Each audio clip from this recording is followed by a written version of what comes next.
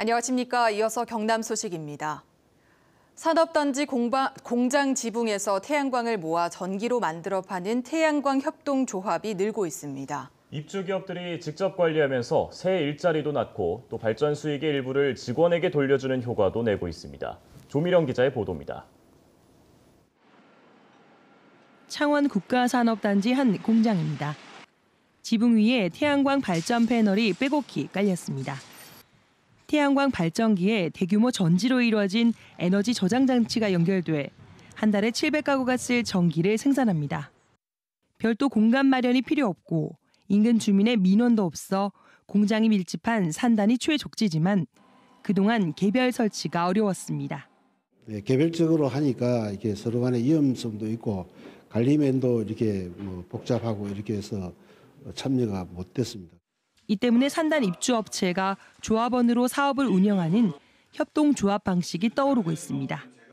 지난 7월 김해 골든루트 산단과 나전 농공단지에 이어 이번에 진주 정촌과 사천 사남, 거창 남상 산단이 참여하기로 했습니다. 신재생 에너지도 만들고 사후 관리를 위한 일자리 창출 효과도 기대됩니다. 조합형 태양광 사업을 하게 되면 그 과정에서 일자리 창출도 함께 가능합니다. 그래서 산업단지의 조합형 태양광 사업이 경남도에서 좀 활성화될 수 있도록 적극 추진할 계획입니다. 특히 이번에 협약을 맺은 3개 산단은 전국 처음으로 발전 수익 일부를 노동자에게 환원하기로 합의했습니다. 경상남도는 오는 2022년까지 1년에 10메가와트씩 40메가와트 규모로 산단 조합형 태양광 발전 시설을 확대할 계획입니다. KBS 뉴스 조미령입니다. 지난 봄 평양에서 열린 남측 공연의 답방으로 북한이 남측에서 이른바 가을이 온다 공연을 하기로 했는데요. 창원과 광주 두 곳이 유력한 것으로 알려진 가운데 최종 개최지가 이르면 이번 주에 결정될 수도 있습니다. 이대환 기자입니다.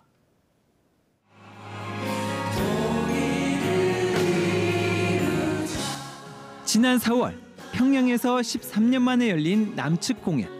조용필 등 유명 가수는 물론 낯선 아이돌 가수의 무대에도 박수가 쏟아졌습니다.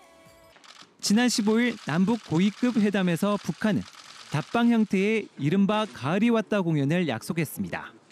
이미 결정된 서울의 지역 공연 유치 전에 창원을 비롯해 광주, 경기도 고양 등 3곳과 거제와 인천도 뒤늦게 뛰어들었습니다. 이 가운데 인천과 고양시는 수도권이라는 이유로 가능성이 적은 것으로 알려졌습니다. 문체부에서 지금 시설 계획을 받은 곳은 창원하고 광주가 맞습니까? 그렇게 알고 계시는 거면 그게 맞는 것 같아요. 현재로서는 세계 사격 선수권 대회에 북한 선수 참가와 통일 딸기 등 남북 협력 사업 경험을 장점으로 내세운 창원시. 내년 세계 수영 선수권 대회 남북 단일팀 구성 등을 명분으로 내민 광주시가 유력한 것으로 알려졌습니다.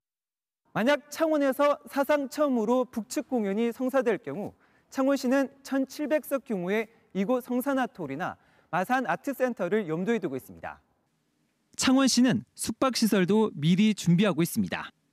150명 정도 예측을 하고 있기 때문에 그에 걸맞는 숙박시설기 확보를 했습니다. 대관 장소도 10월 말 11월 초에 기준을 두고 대관도 지금 마무리해 놓은 상태입니다. 지역 개최지는 이르면 이번 주 안으로 결정될 것으로 알려졌습니다. 하지만 북한이 갑자기 공연을 취소할 수도, 반대로 창원과 광주 두 곳 모두 개최지가 될 가능성도 배제할 수 없습니다. KBS 뉴스 이대환입니다. 송도근 사천시장이 선거법 위반 혐의로 또다시 고발됐습니다. 6.13 지방선거를 앞두고 있었던 사천시의 케이블카 무료 시범 운행 때문인데 이번 국정감사에서 이 문제가 다시 한번 거론돼 수사 결과가 주목받고 있습니다. 오승목 기자가 보도합니다. 지난 4월 13일 정식 개통한 사천바다 케이블카. 앞서 사천시는 6일 동안 시민들을 상대로 무료 시범 운행을 했습니다. 어디서 받으신 거예요? 그러니까. 지인분이 있으셔가지고 티켓을 얻어서 체험하러 왔어요. 그런데 경찰이 이 운행으로 송도근 사천시장에게 선거법 위반 혐의가 있다는 고발을 접수해 수사하고 있습니다. 고발 내용에 따르면 지방선거를 앞두고 사천시민 2만 4천여 명에게 무료 탑승권을 제공하는 것은 후보자에게 금지된 기부 행위라는 겁니다. 케이블카를 운영하는 사천시 시설관리공단이 문제가 없단 선거관리위원회의 사전 확인을 받았지만 이 역시 문제라고 주장합니다. 공단이 운영규정상 이용료 면제권자의 시장에서 이사장으로 임의로 변경했다는 겁니다. 해당 수사는 경남경찰청 국정감사에서 거론되면서 뒤늦게 알려졌습니다. 12월 13일이 지금 공소시효 만료일인 거 아시죠? 선거법은. 네, 알고 있습니다. 그 전에 마무리하실 수 있습니까? 네, 마무리하셔야죠. 네. 당연히. 네. 지난 17일 윤상기 하동군수가 허위 사실을 공표한 혐의로 고발된 데 이어 송 시장 역시 연달아 고발된 상황. 지방선거 넉 달이 지나도록 선거와 관련된 수사가 끊이질 않고 있습니다. KBS 뉴스 오승복입니다.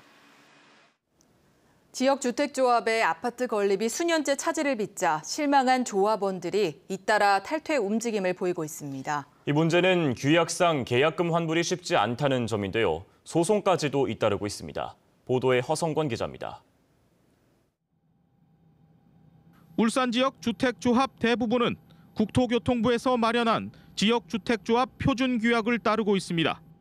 내용을 보면 조합 총회나 이사회를 거쳐야 탈퇴가 가능하고 분담금 환불 시기를 정할 수 있다고 나와 있습니다. 그러나 실제로 총회는 차일 피일 미뤄지고 열리더라도 안건 상정이 되지 않는 경우가 허다합니다. 탈퇴를 결심한 4개 조합의 일부 조합원들은 참다 못해 최근 비상대책위원회를 꾸리고 집단 소송 준비에 나섰습니다. 지금 이 지역주택조합이 문제가 많이 되고 있고 최근 판례를 보면 조합원들에게 유리한 판결이 많이 나고 있다라고 들었습니다. 희망을 가지고 이제 소송을 준비를 하고 있습니다. 이들은 표준 규약이라도 과중한 부담을 지게 하거나 계약 당시 허위 광고로 잘못된 판단을 했다면 계약이 무효라는 법률 해석에 기대고 있습니다. 규약에 그와 같은 제한 규정이 있다 하더라도 자격상실 사유를 갖추는 방법으로 조합에서 이탈할 수 있습니다. 단 이 경우 공동사업비 등 일부 비용을 공제하고 분담금을 돌려받게 되며 그러나 조합원들의 의견이 엇갈리거나 조합 자체에 자금이 없다면 조합을 상대로 승소를 하더라도 분담금 환불이 쉽지 않다는 부정적인 의견도 있습니다. 지역주택조합 피해에 대한 정책적인 차원의 구제책과 예방책이 시급히 나와야 하는 이유입니다. 이제라도 울산시와 자치단체가 주택조합 피해 경보 발령이라도 해야 되는 것이 아닌가라는 목소리가 흘러나오고 있습니다. KBS 뉴스 허성권입니다.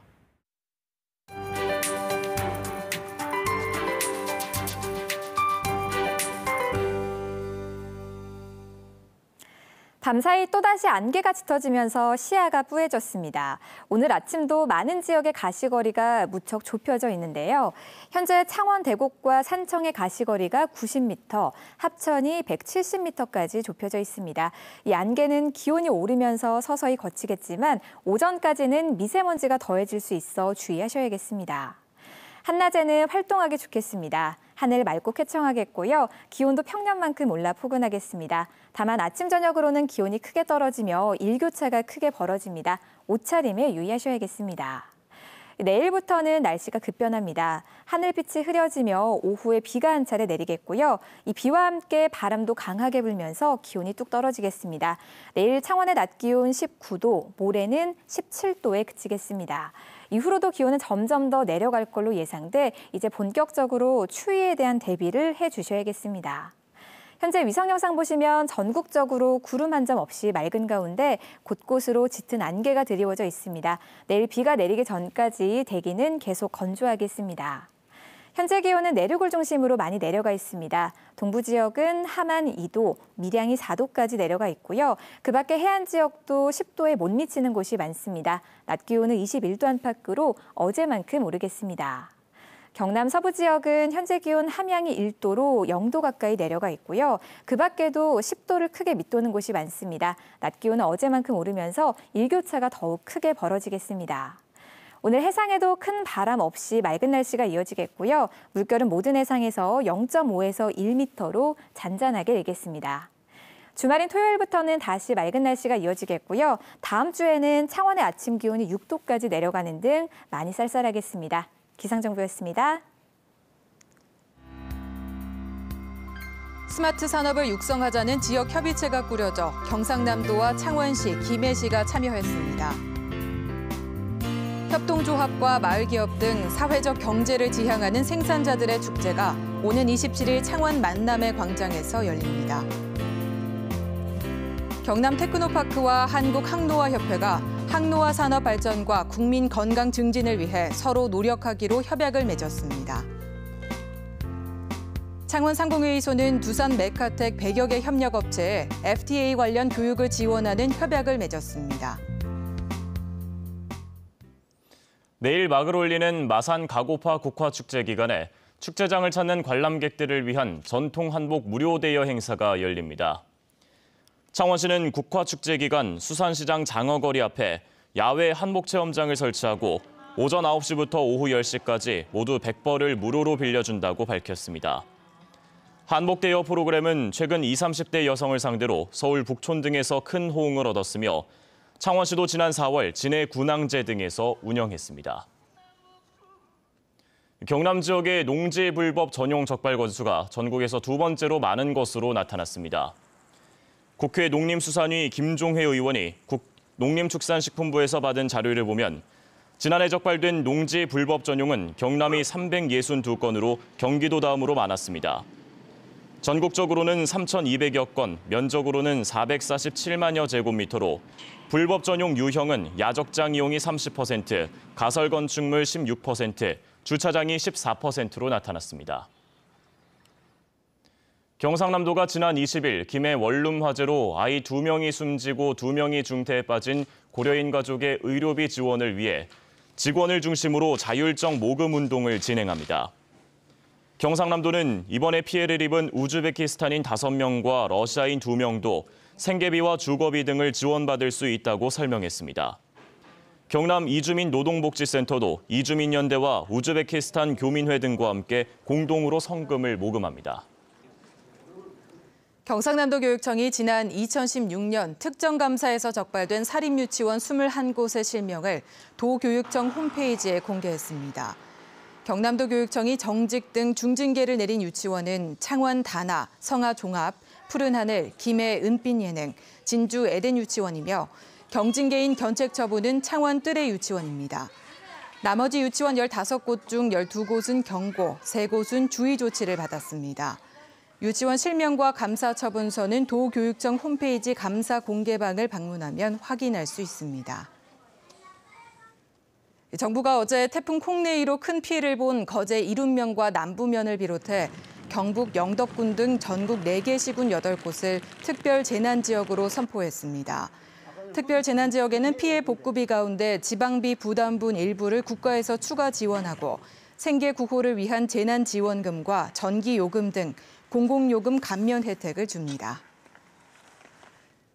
창원시가 앞으로 4년 동안 인구 120만 명을 목표로 창원형 인구 정책에 예산 1,300여억 원을 들일 계획입니다.